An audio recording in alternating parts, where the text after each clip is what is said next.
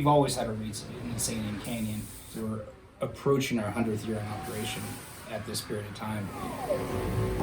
We had about 7,500 acres under various age classes that were all impacted or were within the extent of the fire, and each of those age classes were impacted differently. So, the older stuff, the more mature material, is still probably standing dead in a lot of ways. We're going to go out there and try to salvage log as much of it as possible in a short period of time. Some of our younger age classes from say 0 to 30 did not fare very well out there, and that's a real sad thing for us, because you've lost time, you've lost 30 years of growth that you'll never be able to get back again. And all those lands need to be rehabbed in order to start regrowing trees for future generations of our company to potentially run and operate on. It's a big hit for generations, yeah.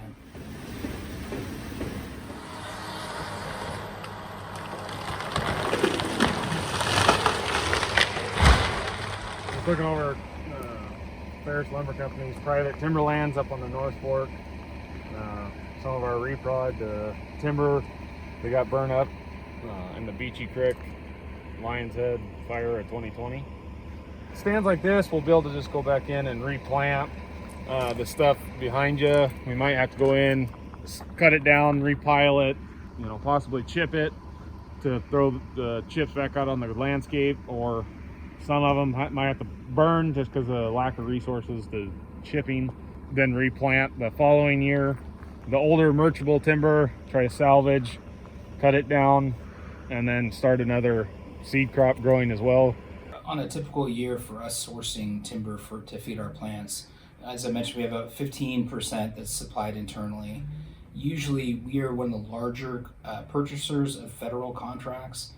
I would say between 50 and 65%. And then the remainder is made up from open market purchases from private landowners, or it's made up from state sales. In the short term, we will be taking in much more salvage log off our own operations. The 100 million board feet that we feel was impacted is about what our annual usage is. So over the next year, if we're pulling in green wood and salvage wood, there's probably going to be excess supply. We haven't seen a whole lot of offerings yet from other properties that were impacted, whether it's federal, state, ODOT, or whatnot, but we anticipate at some point they need to do something with it, right? You can't just leave it sitting on the roadside forever. You got to try and turn it into a product if you can, and hopefully get some return for the material that you have. Otherwise, you're just chipping it up and wasting it, so no one really wants to see that happen.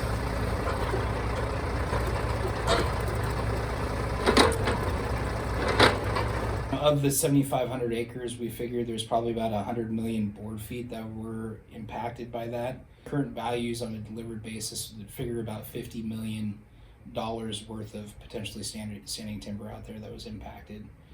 For the lands that can't yield anything off of salvage, there is just going to be cost. We're just essentially going back in and replanting, or clearing the land off enough so that we can replant and it can be free to grow.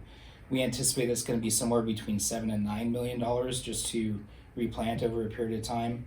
We believe we have about 6 million seedlings committed to over the next 3 years, where we can potentially go back and plant about 2 million seedlings a year.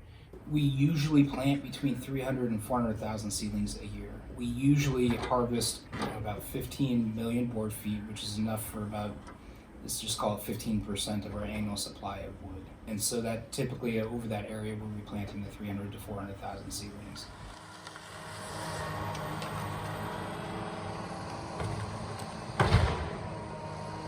Timber supply has always been an issue.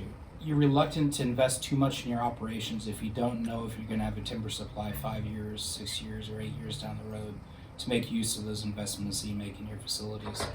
And the federal government, obviously since the early 1990s, has consistently lowered the amount of volume that they're offering off the federal lands under their purview. So there's really been a lack of supply of timber in Oregon for us manufacturers. And it's really a shame, because you could look all over the hillside over the last few years. We're drowning in a sea of trees that need to be managed, but we just can't access them because there's no will to put any timber sales up for harvest. We have a landowner in the state who owns 60% of the state that accounts for less than 8% of the harvest, I believe is what the number is. It's really difficult from that standpoint.